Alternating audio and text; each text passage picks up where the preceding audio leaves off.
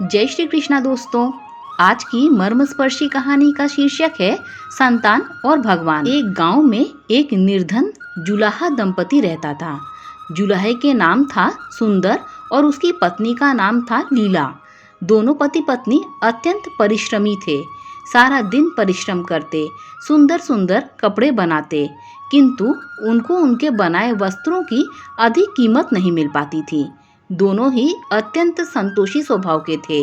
जो मिलता उसी से संतुष्ट होकर एक टूटी फूटी झोपड़ी में रहकर अपना जीवन निर्वाह कर लेते थे। वह दोनों भगवान श्री कृष्ण के परम भक्त थे। दिन भर के परिश्रम के बाद जो भी समय मिलता उसे दोनों भगवान के भजन कीर्तन में व्यतीत करते। सुंदर बाबा के पास एक तानपुरा और एक खड़ताल थी।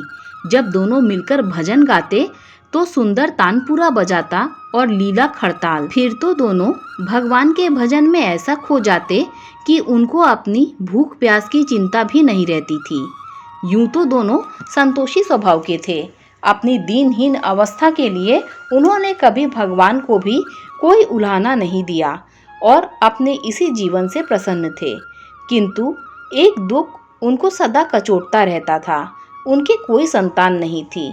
इसको लेकर वह सदा चिंतित रहा करते थे, किंतु रहते थे फिर भी सदा भगवान में मगन।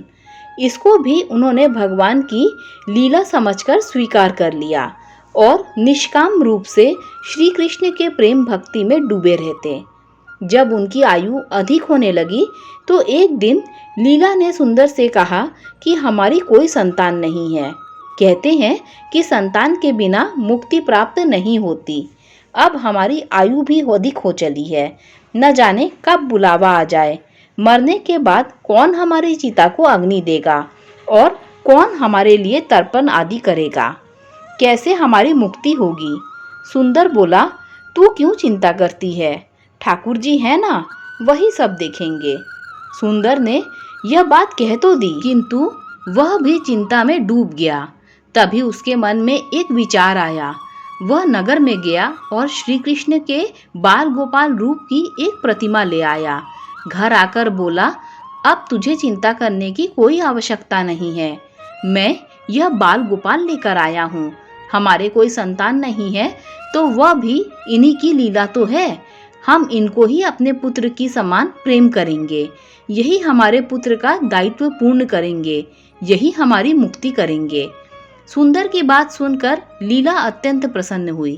उन्होंने बाल गोपाल को लेकर अपने हृदय से लगा लिया और बोली, आप बिल्कुल ठीक कह रहे हैं। आज से यही हमारा लल्ला है।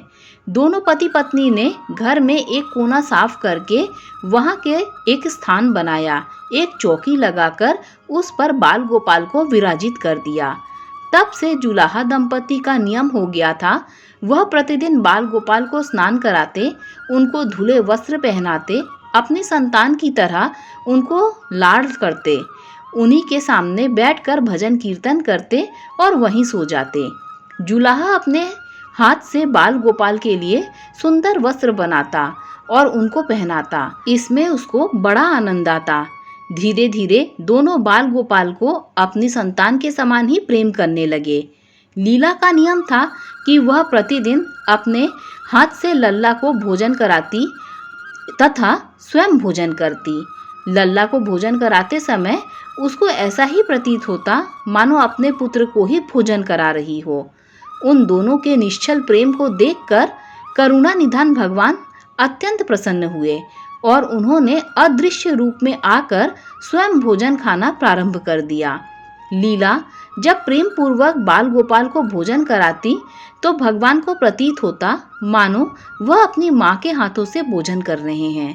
उनको लीला के हाथ से प्रेम पूर्वक मिलने वाले हर कौर में माँ का प्रेम प्राप्त होता था। लीलाधारी भगवान श्री कृष्ण स्वयं माँ की उस प्रेम लीला के वशीभूत हो गए, किंतु लीला कभी नहीं जान पाई कि स्वयं बाल गोपाल उनके हाथ से भोजन करते हैं। एक दिन बहुत अधिक कार्य होने के कारण लीला बाल गोपाल को भोजन कराना भूल गई। गर्मी का समय था। भरी दोपहरी में दोनों पति पत्नी कार्य करते करते थक गए और बिना भोजन किए हुए ही सो गए। उनको सोए हुए कुछ ही देर हुई थी कि उनको एक आवाज सुनाई दी, माँ बाबा मुझको भूख लगी है। दोनों हड़बड़ा कर उठ गए। चारों ओर देखा आवाज कहाँ से आई है, किंतु कुछ भी दिखाई नहीं दिया। तभी लीला को स्मरण हुआ कि उसने अपने लल्ला को भोजन नहीं कराया है।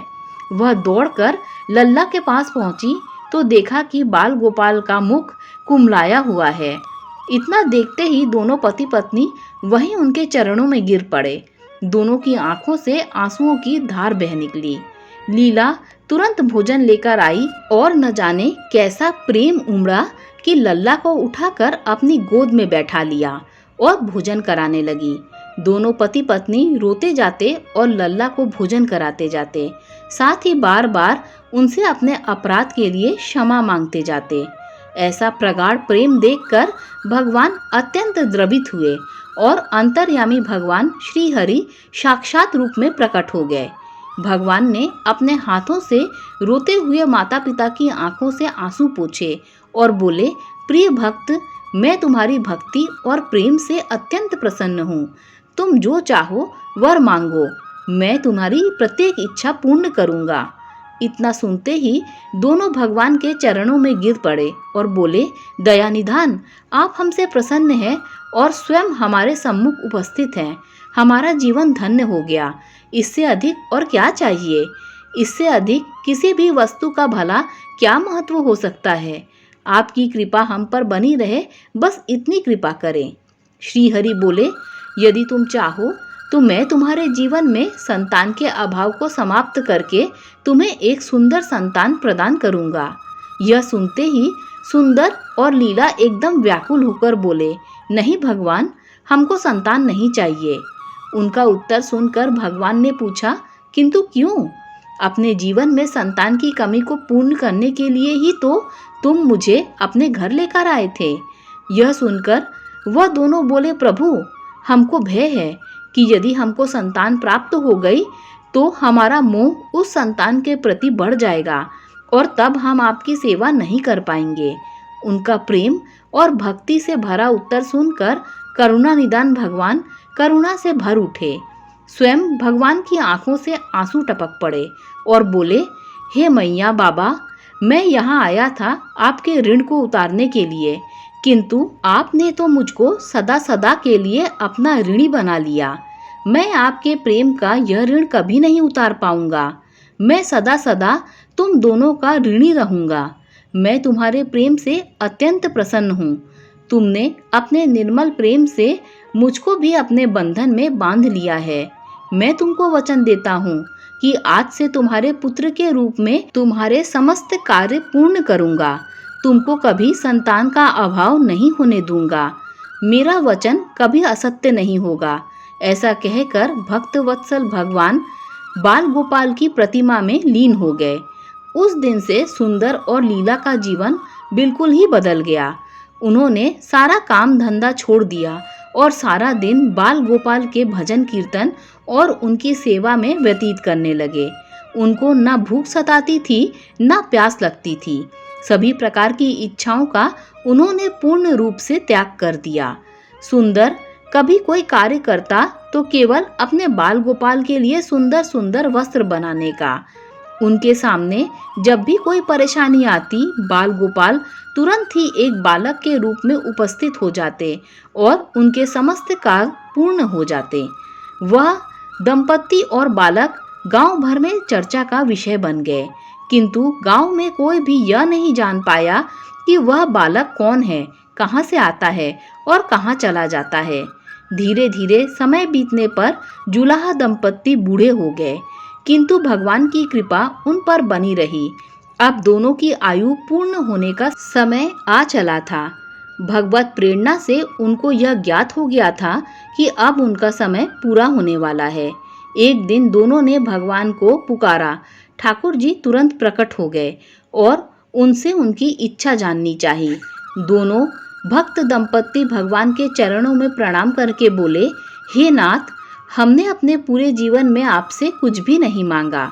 अब जीवन का अंतिम समय आ गया है, इसीलिए आपसे कुछ मांगना चाहते हैं। भगवान बोले, निसंकोच अपनी कोई भी इच्छा कहो, मैं वचन देता हूँ कि तुम्हारी प्रत्येक इच्छा को पूर्ण करूँगा। तब बाल गोपाल के अगाध प्रेम में डूबे उस वृद्ध दंपत्ति बोले, हे नाथ, हमने अपने पुत्र के रूप में आपको देखा और आपकी सेवा की। आपने भी पुत्र के समान ही हमारी सेवा करी। अब समय आ गया है जिसके लिए कोई भी माता पिता पुत्र की कामना करते हैं। हे दीन बंधु, हमारी इच्छा है कि हम दोनों पति पत्नी के प्राण एक साथ निकले और दया निधान जिस प्रकार एक पुत्र अपने माता पिता की अंतिम क्रिया करता है और उनको मुक्ति प्रदान करता है, उसी प्रकार हे परमेश्वर, हमारी अंतिम क्रिया आप अपने हाथों से करें और हमको मुक्ति प्रदान करें। श्री हरि ने दोनों को उनकी इच्छा पूर्ण करने का वचन दिया और बाल गोपाल के विग्रह में विलीन हो गए। अंत में वह दिन आ पहुंचा जब प्रत्येक जीव को यह शरीर छोड़ना पड़ता है। दोनों वृद्ध दंपत्ति बीमार पड़ गए।